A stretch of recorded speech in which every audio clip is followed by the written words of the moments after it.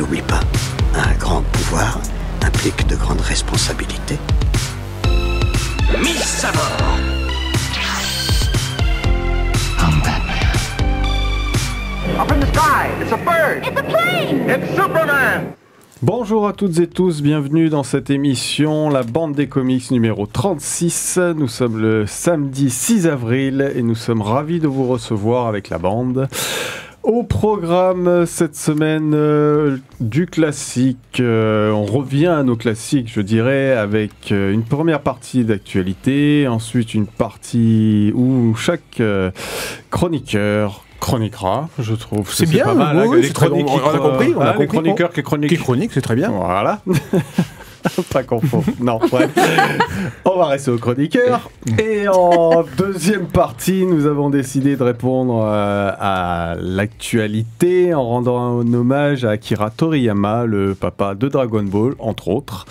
Voilà, nous allons parler de ce qui représentait dans le monde du manga, dans le monde de façon générale, tout l'apport à cette pop culture qui est rentrée depuis des années maintenant, 40 ans dans nos vies. Voilà, donc pour m'accompagner, la bande plus, parce que maintenant on a un plus augmenté. Voilà, en version augmentée, c'est ça, c'est pas mal. En version augmentée. C'est pas mal. On ne sait pas si elle est encore virtuelle parce qu'on n'a pas beaucoup entendu de l'autre émission, mais elle commence à se découvrir un filet de voix. Oui. Voilà, je vous présente la première d'entre nous, la plus jeune, notre nouvelle arrivée. Annie, comment vas-tu ? Salut, ça va très bien. Bon, ça a l'air. T'es prête à... Pas du tout. Bon, alors, tout va bien. T'es au même niveau Mais que j'y chacun. T'es au même niveau que chacun. À côté de toi, on a... Il va te servir de vigile. Oui. Ouais, il domine la table et il surveille Gilles, surtout. C'est pour ça le vigile. Joli.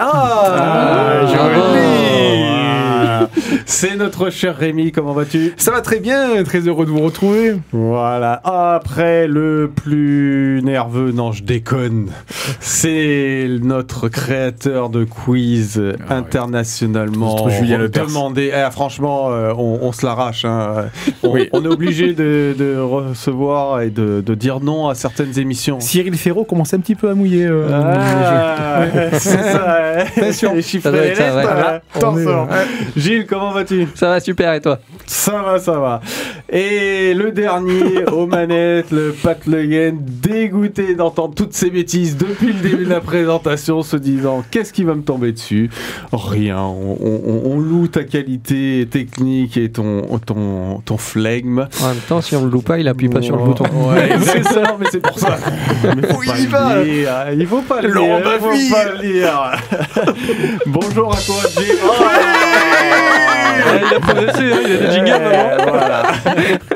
Bonjour à toi, Jay, ça va ? Salut, ça va très bien, très content d'être là.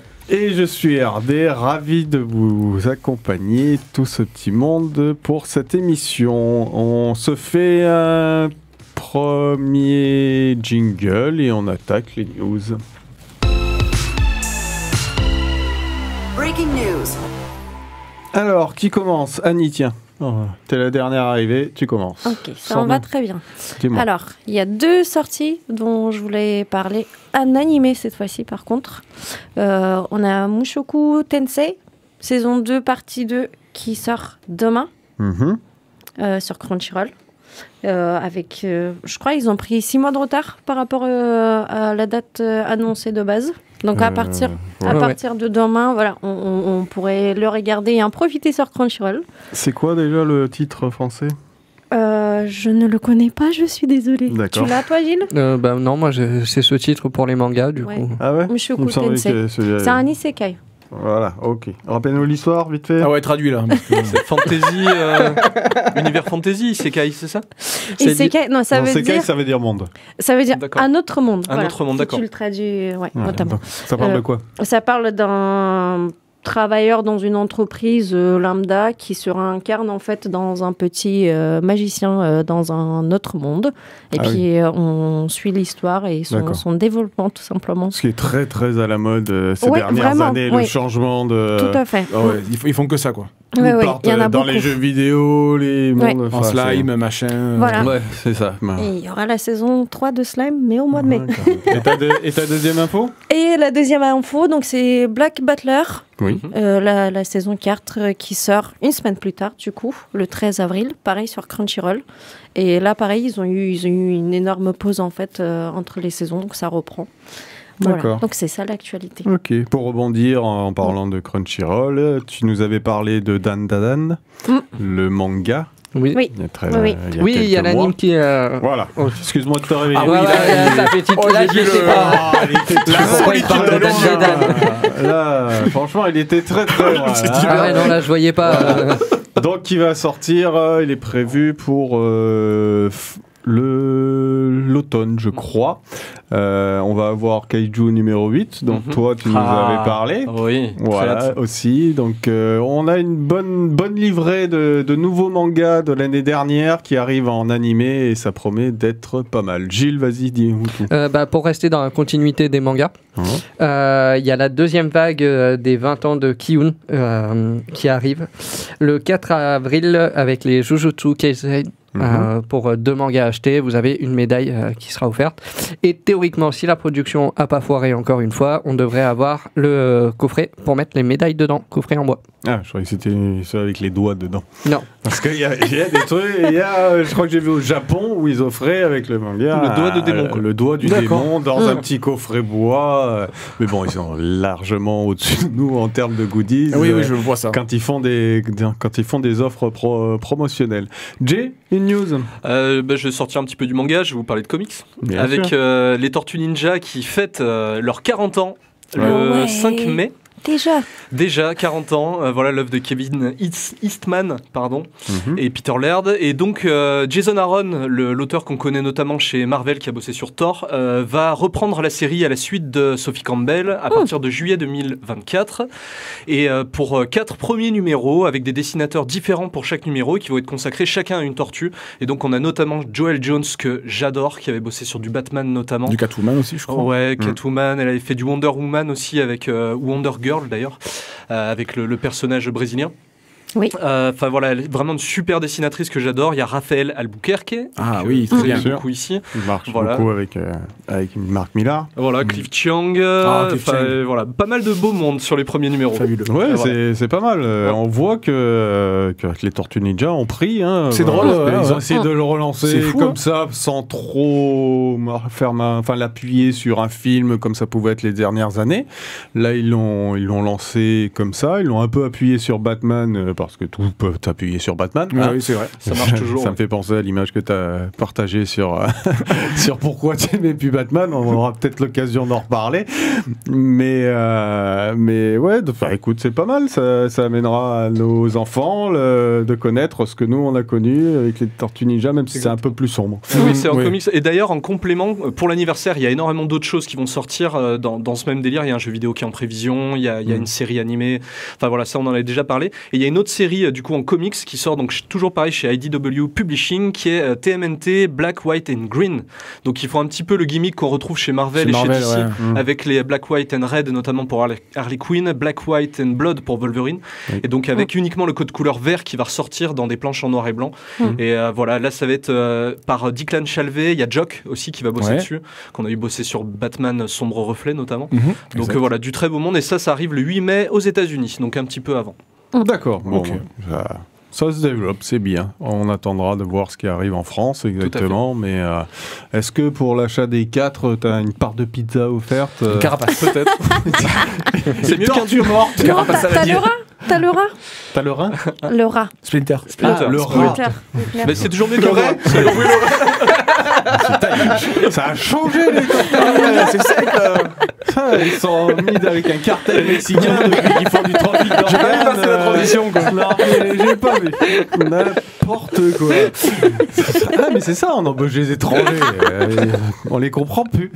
Rémi ? Ouais, petite news, une réédition, une OP réédition 10 € chez Urban Comics dans la magnifique collection Urban Indies le 12 avril. Ils vont rééditer donc les premiers tomes à 10 €, ce qui est très bien, et vous pourrez redécouvrir Saga, New Burn, Black Hammer, Something is Killing the Children, Crossover, The Weatherman, Southern Bastards, Little Monsters, etc. Il y a 10 titres, je crois, de mémoire. Donc voilà, avec des nouvelles couvertures. Certaines, je préfère les anciennes, mais je trouve ça très bien de reproposer ces premiers tomes à 10 €. Oui. Je sais que pour moi, à chaque fois, c'est assez déterminant le prix de 10 €. J'ai pu découvrir des séries fabuleuses et d'autres, ça a moins marché. Mais voilà, je trouve ça très bien des fois de redonner un coup de lumière sur Saga ou de voir sur certaines séries New Burn qui n'a pas spécialement marché, je pense, de redonner un peu sa chance au produit. Oui, et puis c'est des séries dont on a parlé. Oui, hein. il y en a au moins 3-4 dont on a déjà parlé ici. Voilà, mais je trouve ça très, très bien de cette OP petit prix. Moi, je suis pour les petits prix, donc je trouve ça vraiment très bien. C'est ton truc. C'est tes news. On te les garde, sont pour toi. C'est mon, voilà. C'est mon axe. C'est un cheval de bataille. Voilà. Ok. Bon, ben on a fait ces tours des news. On espère, chères auditrices et auditeurs, que ça vous a intéressé, que vous trouverez de quoi faire votre prochaine sélection, hein, parce que. Il y a de quoi là. Ouais, il y a pas mal de sorties là, il y a de quoi faire. On va faire une première pause musicale. Alors, qui est responsable de ça? Alors c'est moi, mais c'est sur une idée de Rémi, parce qu'il avait fait un petit post sur Insta en parlant d'un bouquin qui s'appelle En Rémission. En Rémission, ouais. Aux éditions Réalistes, que je salue.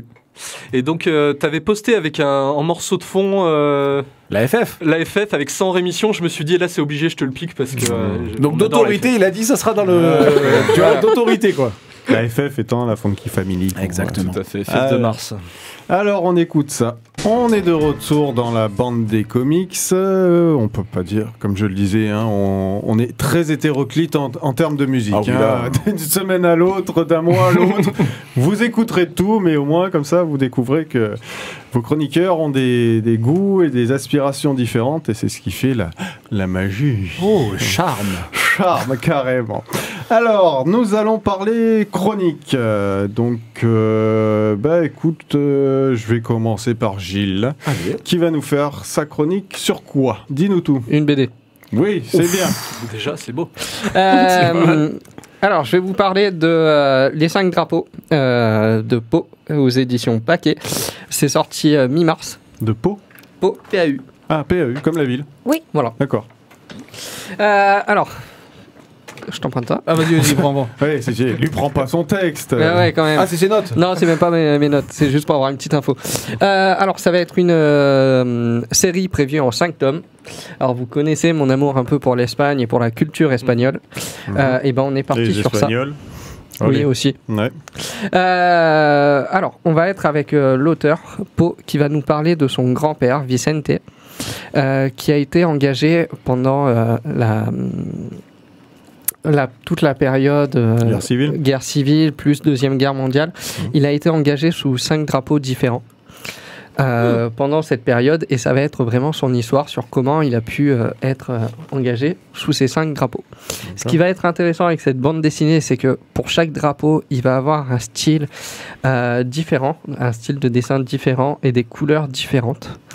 On est un peu à la Black Sad, où tous les personnages vont être des animaux. Et c'est vraiment une bande dessinée historique. Vous avez tout un dossier de recherche à la fin de chaque tome. C'est très documenté. Du coup, on va commencer le premier tome avec son grand-père qui passe la frontière espagnole pour aller en France et qui va être interné au camp de Argelès, ce qu'on appelle la retirada. Et on démarre sur ça. C'est vraiment quelque chose de très très dur, parce qu'on va voir que finalement ils ont été accueillis, mais un peu durement quoi. Ouais, très durement, parce que la France n'avait pas prévu ça. Ils ont été accueillis sur une plage pendant plusieurs mois avec Oui. Des baraquements vraiment. Ouais, des conditions assez Ouais. difficiles. Un côté C'est ça. ghetto de ce qui a été mis en place. Ouais. C'est que voilà, je trouvais que c'était une bande dessinée vraiment à mettre dans toutes les mains. Pour vous parler des 5 drapeaux, du coup, il avait fait le premier drapeau populaire d'Espagne. Il a combattu pour la France. Il s'est fait prendre, c'est qu'après il a été engagé par les nazis dans les travaux forcés. Il s'est échappé. Il a combattu pour les Anglais. Et après, il a été engagé de force pour le drapeau franquiste. D'accord, ouais, retour en Espagne. Exactement. Ok, donc ouais, comme tu dis, la particularité, c'est vraiment ce côté presque enfantin du personnage. Et bon, bah écoute, une bonne découverte. Je dirais même que ça me fait penser à Mouse. Oui, Ouais, oui, il y a vraiment un esprit de Maos et je pense qu'il s'en est inspiré pour faire la bande dessinée, pour amener un ton, un dessin un peu décalé par rapport au sujet, parce qu'on est vraiment dans le même style que Moss, c'est aussi bien documenté et ça explique vraiment toute sa période. Ok, à découvrir donc. Jay, est-ce que tu veux... Oui. Ouais. Alors, moi, je vais vous parler d'une petite BD, un petit roman graphique. Green Lantern. Il y a un peu du vert dedans, mais chouette. c'est un tout petit peu. C'est du noir et blanc. C'est une BD donc qui s'appelle In. Ça, c'est la version VO. En version française, c'est sorti le 18 janvier. Ça s'appelle Au dedans. Et donc, c'est écrit par Will MacPhail, qui est donc à la base qui est un cartooniste, enfin en tout cas un illustrateur pour le New Yorker. Donc voilà une célèbre revue américaine. Voilà, reconnu depuis une dizaine d'années. Et en fait, lui, il a l'habitude de dire qu'il dessine du sexe et des pigeons. Et fait des petites chroniques du coup. Et pour le coup, c'est sa première BD. Sexe de pigeons. Alors non, voilà. Par contre, il a précisé en interview que c'était pas ensemble. Hein. C'est les deux thématiques qu'il traite séparément. Okay. Donc c'est sorti en France en tout cas chez 404 Comics pour 26,50 €, 280 pages, pardon. Et donc c'est un roman graphique qui va nous parler d'un jeune adulte qui vit en ville, un jeune citadin qui est un petit peu paumé, qui travaille dans une agence de pub et qui n'arrive pas à se connecter aux autres. En fait, il a un espèce de souci de communication. Et à partir de ce moment-là, en fait, il va essayer de découvrir comment pouvoir s'ouvrir aux autres et découvrir tout un monde qui va s'ouvrir à lui. Et il y a notamment un choix graphique qui est fait à l'intérieur, donc je vous dévoile pas du tout ce qui se passe. Mais notamment, il y a une utilisation de la couleur qui est complètement folle, en fait. Parce qu'au début, on part sur un bouquin qui est du vrai noir et blanc, assez classique, avec des cases, voilà, souvent des gaufriers, notamment. Et après, il va partir sur toute autre chose. Donc voilà, je vous invite à le découvrir. C'est tendre, c'est drôle, c'est émouvant. Quand je dis que c'est drôle, ça me fait beaucoup penser à du Fab Caro. Ah oui, complètement. Moi, j'ai complètement accroché là-dessus. Il y a énormément de moments où j'ai vraiment pouffé sur le bouquin, quoi. Je me suis dit, bon, il est fort quand même. Il y a tout un délire avec les coffee shops, notamment en ville, avec les noms des coffee shops à chaque fois qui ont des noms. Enfin, où se moque un petit peu des hipsters et tout. En VO, tout à fait. Alors, à voir en VF, effectivement, comment ça a été traduit, mais ça a été un succès sur les réseaux. En tout cas, il y a eu pas mal de bons retours. Et là, c'est mérité. Autant il y a d'autres BD qui sont sortis à la même période qui parlent de dépression dont je m'étalerai pas dessus parce que j'ai beaucoup moins aimé. Celle-ci est absolument fantastique et je la recommande vivement. On est vraiment dans du réaliste, je veux dire. Il y a pas tranche de vie. Tout à fait. Voilà, on est vraiment sur la tranche de vie. Enfin, je sais pas ce que vous en pensez, mais c'est quelque chose qui se vend un peu plus. Gilles, ça me fait les penser. tranches de vie. Ouais. Oui, il y a une tendance depuis une bonne dizaine d'années où les tranches de vie ont vraiment pris le pas de la bande dessinée. Il y a tout un public qui s'y est mis. Et après, comme il y a un changement de public en ce moment en bande dessinée, c'est ça aussi. C'est pour ça que je c'est une nouvelle génération, qui s'intéresse plus à chercher de l'évasion, du SF, des trucs comme ça. Et j'ai l'impression que ça revient. L'historique aussi semble beaucoup venir.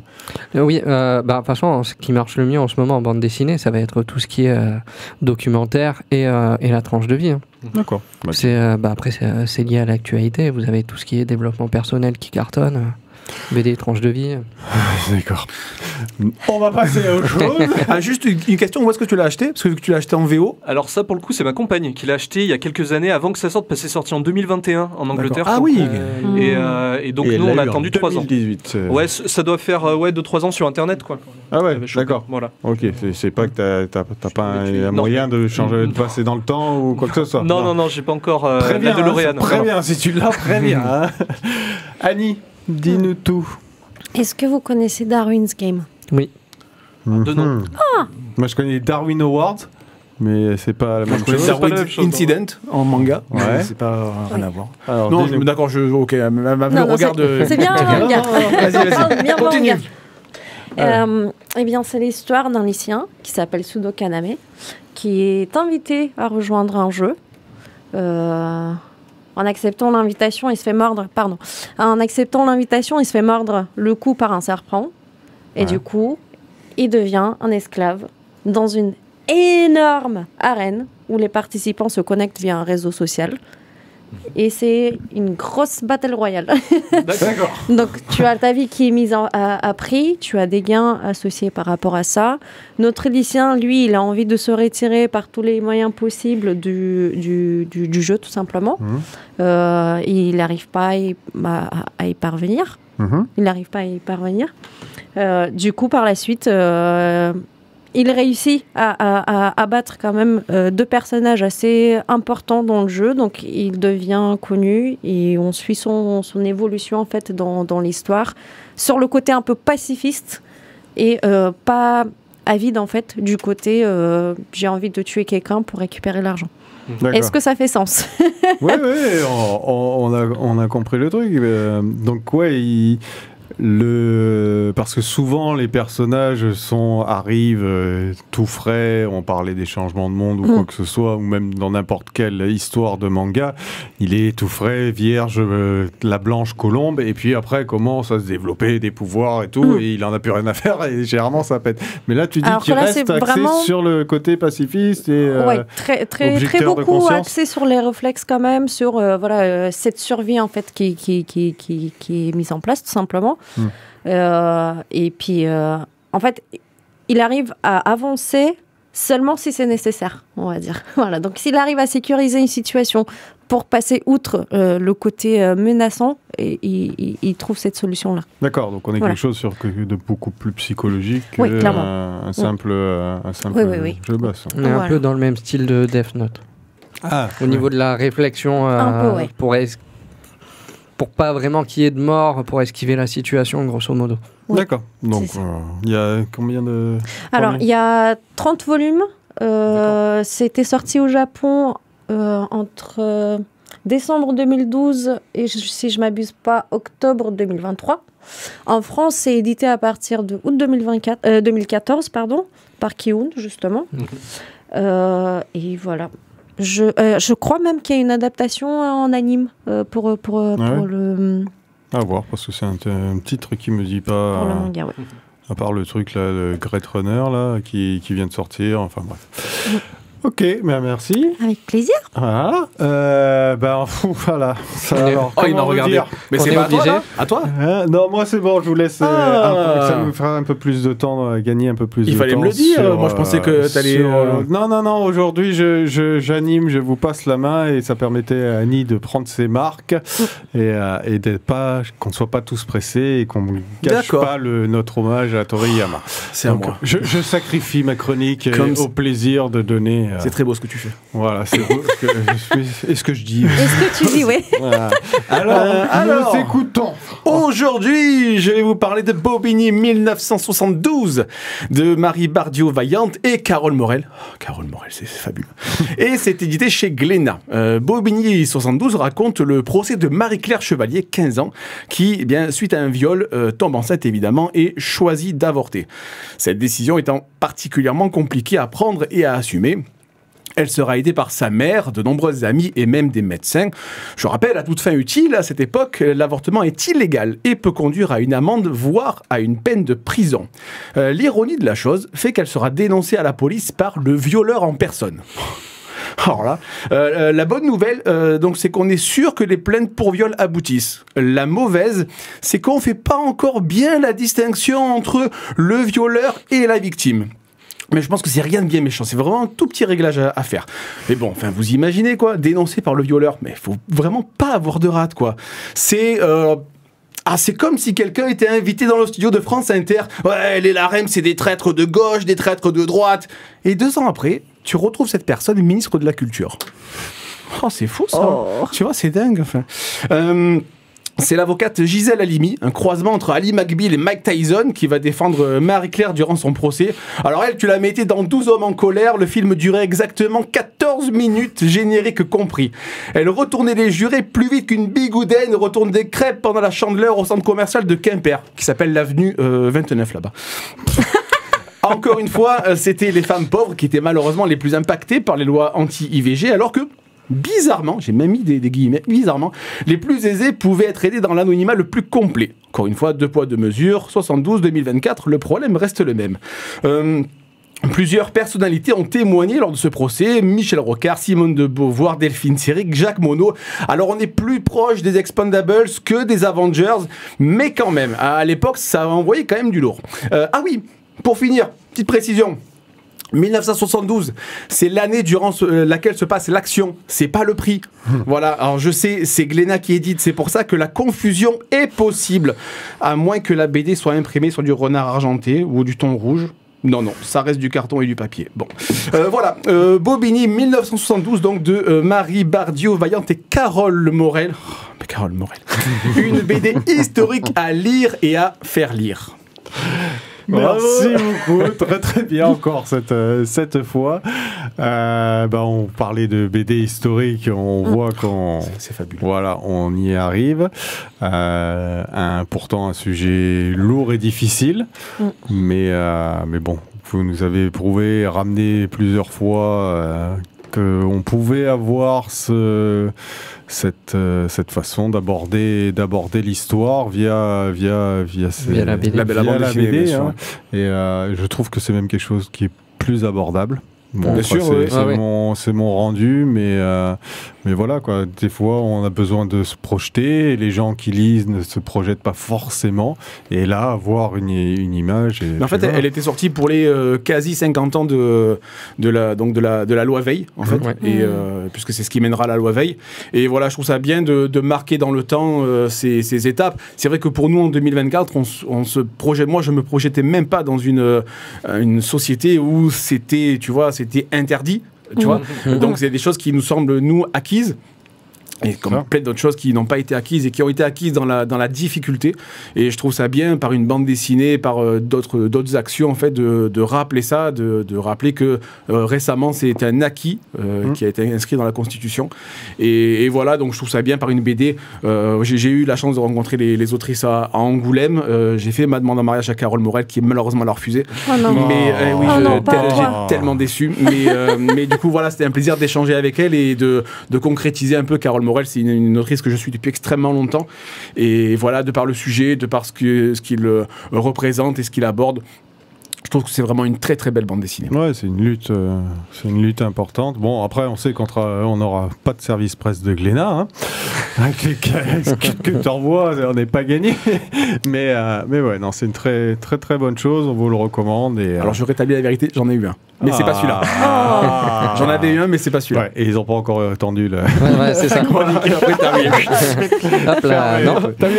Ok, bon, merci pour ces chroniques. On va passer à une nouvelle pause musicale. Alors, elle est en lien avec notre dossier qui vient après, donc en hommage à Akira Toriyama. Donc là, ça va être l'opening de DBZ, qui est peut-être le plus connu de chacun.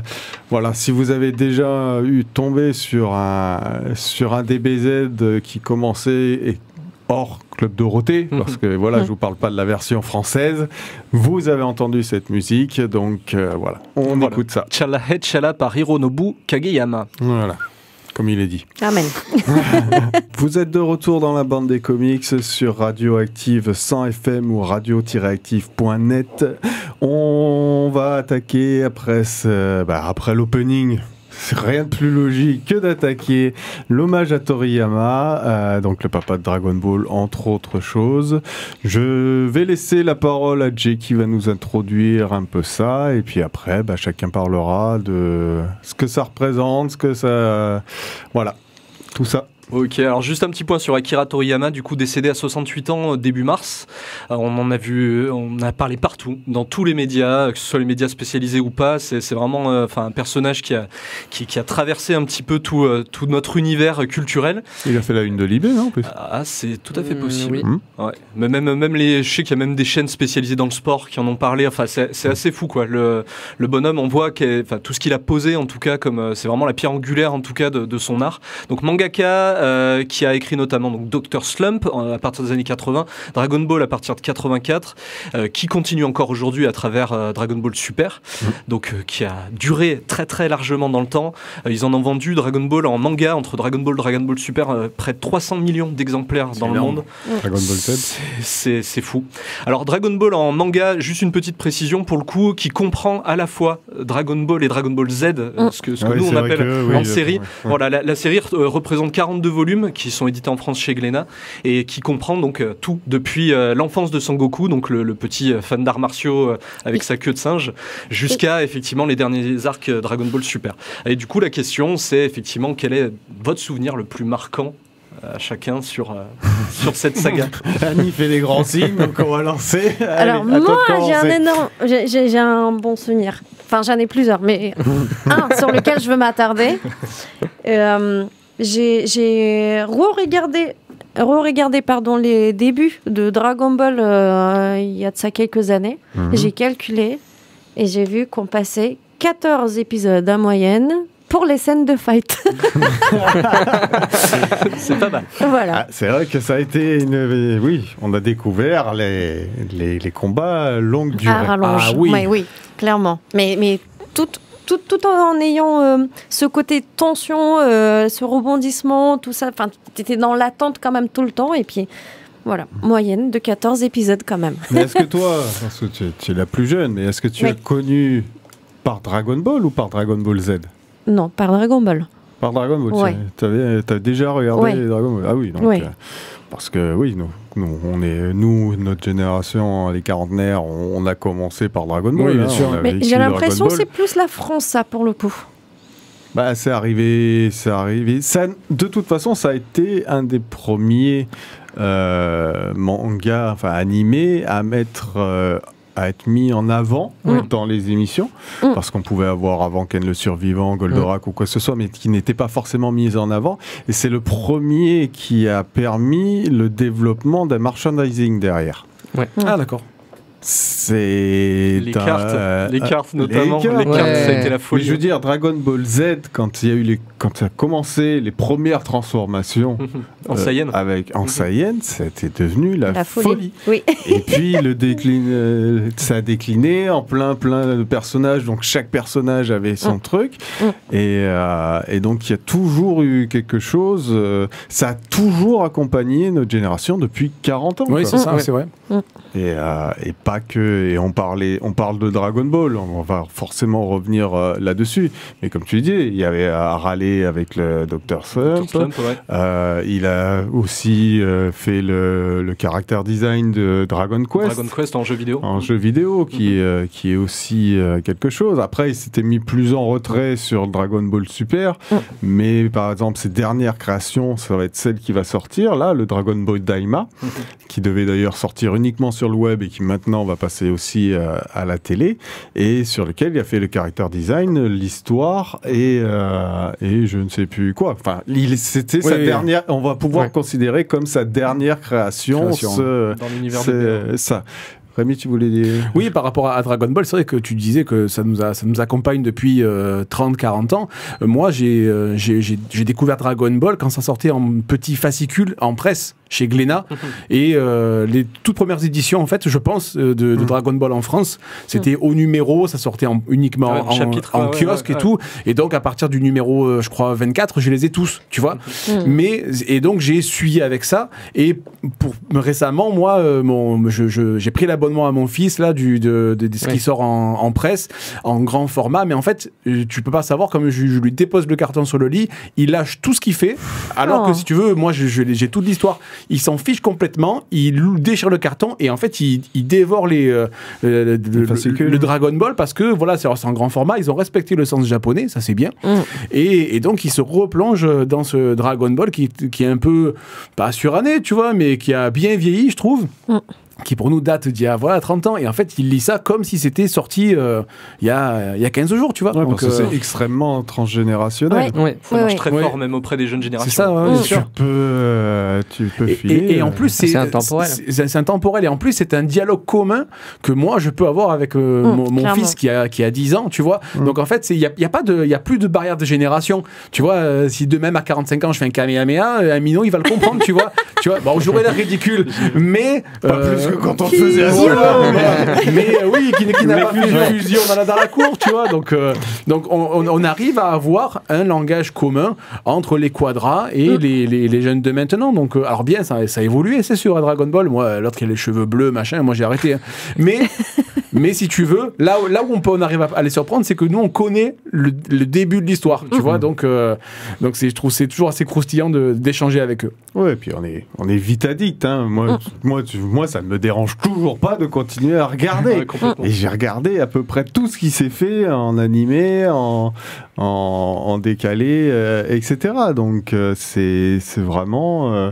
ouais, je le dis, transgénérationnel, mais il apportait tellement de choses aussi dans la façon de travailler. Je lisais que dans la façon de travailler, c'était un des premiers à installer ce mode de fonctionnement avec une sortie rapide, parce qu'il n'y avait pas... C'était par semaine, dans les Shonen Jump.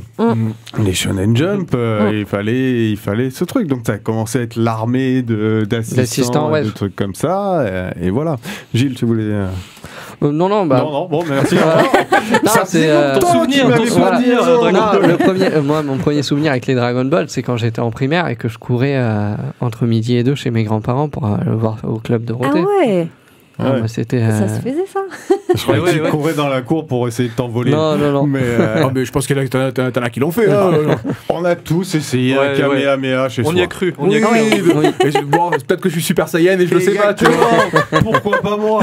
Bien sûr. Non, mais voilà, mais c'est ça aussi l'apport d'Akira Toriyama, c'est de pouvoir amener chacun s'identifier au personnage et à y croire. Pourtant, c'est aberrant. Moi, je me souviens de l'impact que ça a eu. Moi, si tu veux, j'ai vu le premier épisode quand Sangoku devient Super Saiyan. Eh oui. Je m'en souviens encore. J'étais là, d'un coup les cheveux jaunes. Le lendemain, l'arc de Freezer, pardon. Ouais, le lendemain, je sais plus où j'étais, au collège ou quoi, mais hystérie collective, tu vois.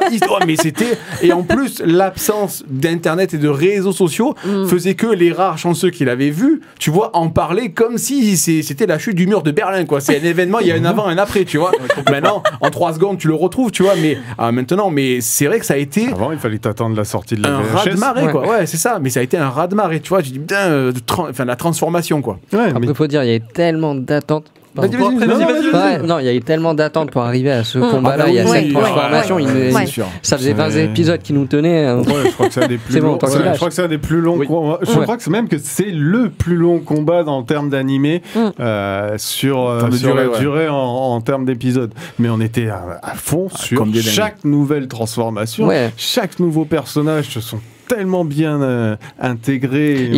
Il avait une touche aussi avec son humour caractéristique.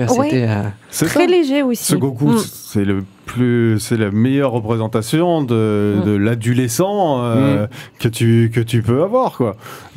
Chaque fois il essaye de travailler avec son tracteur, il y reste pas plus de 2 jours, tu le vois. Pourtant, t'as chichi derrière. Mais voilà.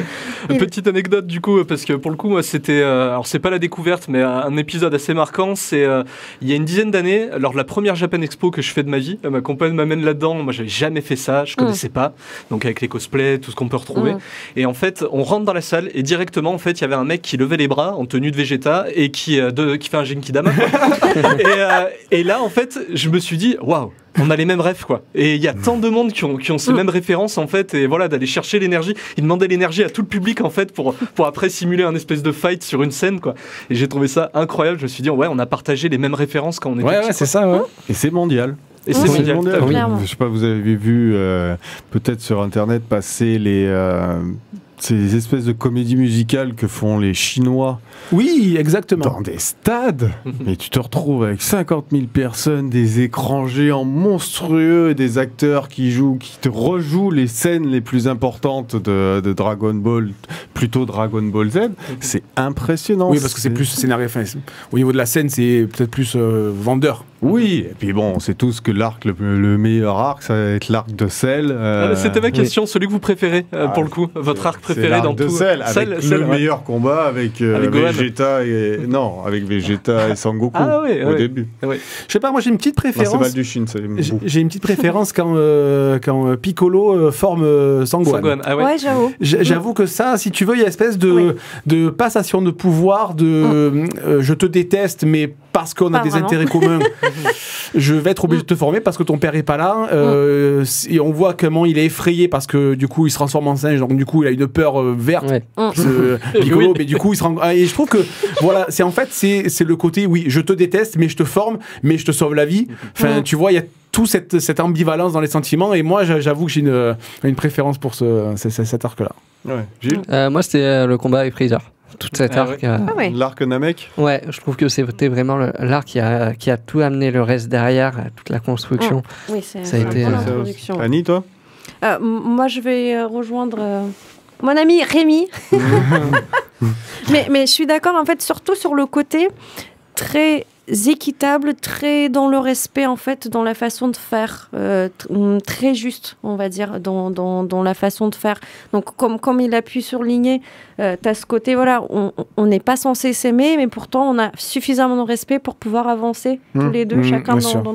Et ça, je trouve, tu ne le trouves quasiment plus maintenant Bah, il y a- dans les sorties actuelles qu'on Il y a va un avoir. côté Quoi. C'est très individualiste, alors que là, Ouais, c'est beaucoup c'est ce qu'on- plus dans le... très Bushido. Que j'ai trouvé aussi dans la voix du guerrier, souvent tu le vois ça, mais c'est ce que j'expliquais, je sais plus si vous vous souvenez le mois dernier, que à l'heure actuelle il y a beaucoup de sorties qui se font du côté coréen et que le coréen est beaucoup plus sur un personnage très égoïste Oui, et tout c'est vrai. qui se développe, alors que le côté japonais c'est quelque chose qui a été développé par Dragon Ball, c'est le côté famille. Tout à fait. Il y a une Ouais, famille, tout il y à a- fait. c'est un groupe, c'est une bande.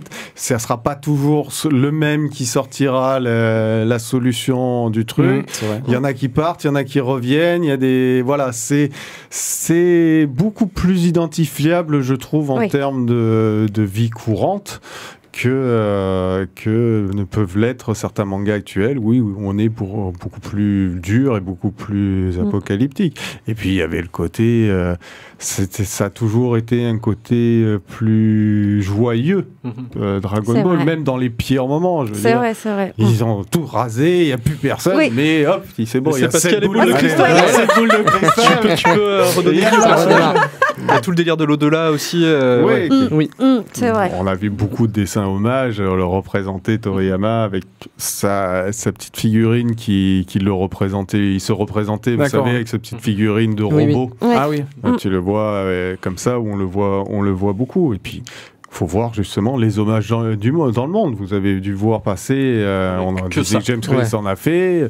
Je crois pas, j'ai pas vu beaucoup de dessinateurs que je suis qui ne l'ont pas fait. Hein. Non, c'est vrai. Ah, c'était tellement une référence. Et puis même, j'ai vu sur les terrains de foot, il y a beaucoup de joueurs, hein, pour célébrer le but, on fait des kaméas, on fait des téléportations, on pris la pose du commando Ginou, on voit ça tout à l'heure. Donc c'est beau d'avoir de voir que cet auteur a touché autant de gens, en fait. Tu vois, voilà, tu fais un caméa, tu parles à beaucoup de gens, quoi. On la rêve, n'aime ou n'aime pas, ça, mais on la rêve, quoi. Et uniquement avec son travail, parce que c'était pas une personne qu'on voyait beaucoup. Non. Voilà, mais bon, après, on sait qu'on a perdu beaucoup de mangaka. Oui, là, ces Oui. derniers temps. Oui. Voilà, ces derniers temps, de notre génération, ça a été lourd. C'est mais dur. Bon, on pourrait en parler encore Des heures, très, très, très longtemps, parce que c'est vrai que, voilà, on essaiera peut-être sur les réseaux de mettre un petit mot de chacun un peu vraiment, un Oui, souvenir c'est ou une bonne quoi idée. que ce soit. On essaiera de développer un peu. Les auditeurs, comme on vous le dit à chaque fois, n'hésitez pas à partager. On vous posera la question. Votre meilleur Voilà. souvenir de Dragon Par Ball. exemple. Voilà, donnez-nous vos meilleurs souvenirs. Vos dessins, si vous dessinez, on est, Ah oui, on est j'avoue, aussi c'est beau, preneurs. ça. On partage, bien sûr. Ouais. Non, mais on n'est pas trop bêtes Non, dans c'est vrai. Non, dans c'est nos très initiatives. intéressant de faire ça. Voilà, t'as bien mais fait finalement, de nous rejoindre, c'est pas bête, finalement. Finalement. Hein non, mais En fait, maintenant que j'y pense. Ouais, regardez, finalement. Quand on y réfléchit. Non, mais que cette femme est désagréable, en fait. Je sais pas pourquoi. Hein. On a voulu une voix féminine, mais est-ce qu'on a bien. Oui, vous avez bien Voilà. choisi. Bon, en tout cas, on n'a pas parlé film, c'est ce qui est une très bonne chose. Oui. Voilà, on pourrait parler OAV, mais c'est autre chose. C'est dommage, ça passe trop vite. Ah, ça Franchement, passe très vite. Ouais, les jeux franchement, vidéo c'est aussi, dommage, qu'on a poncé C'est vrai. le DBZ2 Ah sur ouais. Super NES, mais justement de la période Cell, Ouais. avec Gohan jeune, justement, qui utilise toutes les mêmes tactiques que Piccolo. T'as exactement les mêmes coups de pied, Oui. le rayon de Mazenko et tout ça. Enfin, c'est fantastique. Ouais, bon, je crois qu'on va finir par se faire une émission. Vraiment, Dragon Ball. Allez, On va donc. la préparer, je pense qu'on va se faire une émission spéciale, on va en parler. Bon, bah messieurs, on va passer au quiz de Gilles, au Gilles de quiz. Oh, Gilles on de avait quiz, oublié ouais. aujourd'hui. Ah oui. Monsieur Gilles de quiz va nous informer de tout ça. Allez, jingle. Une énigme pour Batman. La résoudras-tu? Cette fois-ci, c'est Ah, combien il y a de pages Ouais, voilà. Non, je vous ai fait un quiz spécial Dragon Ball. Je dis bravo. Je dis bravo, monsieur. Monsieur. Quel Monsieur talent. Gilles. Alors, Donc, oui. juste pour la série Dragon Ball, combien il y a de tomes? Ouais. 42. Ah, comment Ouais, 42. Bien, ouais. Ah ouais. Et il l'a dit, je crois, en plus C'est le tout à meilleur l'heure. chiffre 42 de toute façon. Oui. C'est la réponse mystère de l'univers. donc. Oui. Combien il y a de boules de cristal? 7. 7. Ah bon. Forcément. Ah. Que se passe-t-il quand on les réunit? Le Dragon dragon Shenron. sacré apparaît Dragon sacré apparaît. Les dragons. Les dragons, sacrés. oui, parce qu'après, Ça, il y a il n'y a ceux pas de que les Namek, mêmes. Il n'y a pas que les mêmes. Il y a pas que Et Shenron. ouais. t'as aussi le vœu qui est exaucé, non? Et oui, t'as un Oui. vœu. C'était un vœu, après c'est passé à 3, je crois. Moi. Ouais, il y en a 3. Après, quand il Il a fait la mise à jour. Ouais, non, mais quand c'est le nouveau Dende, quand c'est Dende qui arrive et qu'il les recrée, il prend 3 vœux. Yes. Qui est la femme de Vegeta? Bulma. Qui est le nom du père de Vegeta? Quel est le nom du père de Vegeta? Putain, c'est Prince Vegeta, la planète Vegeta et le roi. C'est pas Baroque ou Batroc, un truc comme ça? Enfin, pas Batroc, c'est. Non, tu confonds avec le frère de. Non, j'ai pas Le alors. frère de Sangoku. C'est la Raditz, c'est son frère. Ouais. Raditz, Ah, Raditz, c'est le frère. Voilà, c'est Raditz, ce Son frère. père, ouais. J'ai pas. Non, vas-y. Le roi. Vegeta. Ah oui, d'accord, Oh c'est là facile là. chez eux. Ouais, ils font comme les Américains avec Junior, là, tu sais. Numéro 3, 4, tu sais. D'accord. C'est le roi Vegeta qui a le prince Vegeta sur la planète Vegeta. C'est ça. C'est facile, ouais. Ah ouais. J'ai vérifié, attends, je l'ai là. Je te montre après. Ouais, non, mais tu m'entends, je te crois, mais bon. Quel est le frère de Sangoku? Raditz. Raditz, ouais. je crois. Qui est mort le plus de fois dans Dragon Ball? Krillin. Combien de fois? 3. Beaucoup. Non. 2. 5. Non. 4. Ouais. 4 fois 4 fois. Bah, Freezer. C'est la première fois qu'il meurt, c'est quand il se fait buter par Ouais. Freezer. Ah, même avant. Parce qu'il en ouais, parle au je début me de demande DBZ, si- il en parle en fait avant. Il dit on peut pas tu peux pas lui redonner la vie à partir du moment où il est déjà mort. Donc c'est pour ça qu'Yamcha va se battre contre Vegeta et son Et pote Nappa. là. Et Nappa, voilà. Et donc il dit je suis déjà mort, Krillin. Donc il est déjà mort avant. Il serait mais à mort quel pendant moment le tournoi. Je Non, crois non, que. non, il meurt pas À pendant la le fin du tournoi. ruban Non, rouge, pour peut-être. moi, Non, mais Vegeta, il le tue pas? J'en suis pas encore là. J'ai recommencé à les regarder. Et je- Ouais, je sais pas. Bon, bref, il y a ça, il y a Freezer, il y a quand il se fait buter par les bébés Cell. Ouais. Oui. Et après, il y a. Bah, Un ouais. bout. Bah, après, Ouais, il sert tu à viens plus de dire, rien. il se fait Après. peut-être tuer par Vegeta parce que c'est lui qui lui coupe la queue. C'est son pote là avec le sabre là. Lui, je sais jamais comment il s'appelle. Celui qui est avec le tout puissant au Ouais. départ là. Et qui ramène les Ouais. qui- Les haricots Après, il magiques sert et tout. plus qu'à ramener les haricots. Qui est avec le chat. Voilà. Enfin bref, ok. Durant l'arc bout, pourquoi Vegeta a un M sur le front? Parce qu'il est C'est pris par le maudit mal. par En fait. les Maldulci. Il vend son âme au diable. Voilà. au mal. C'est Trop facile ce quiz, en fait. Ouais. Bah, réponds. C'est ça. Bah, réponds. Le temps que enfin, Ouais, voilà, ouais. le temps que je réfléchisse, vous répondez déjà. Ah oui. Parce que moi, il faut que je traduise d'abord. hein. Wow. Non, mais c'est vrai. C'est vrai. On te fera les questions Une question. moldaves. Oui, s'il vous plaît. Quel personnage est la réincarnation de Majin Buu à la fin? Homme. Ouais. Ah oui. Ah oui. Bou. Oui. Et quelle est la planète originaire de Piccolo? Namek. Namek. Ouais, bah voilà. Bon, c'est bien. Non, alors, si on est- ça va. Et on est pile poil dans les temps. C'est bon. Messieurs, madame, soiselle, je sais Messieurs. plus. Voilà. Merci à vous. Merci. Merci. On a passé un bon moment, chers auditeurs, j'espère que vous aussi. Vous pouvez nous retrouver sur les réseaux pour échanger ou pour voir ce qu'il en est de nos actualités. Et puis voilà, en vidéo aussi. Enfin, de toute façon, on continue de vous informer. Bien sûr, on continue. Écoutez Radioactive 100 FM si vous êtes en région toulonnaise. Sinon, radio-active.net. Voilà, merci à toutes et tous. À bientôt. Ciao, ciao. À bientôt. Merci.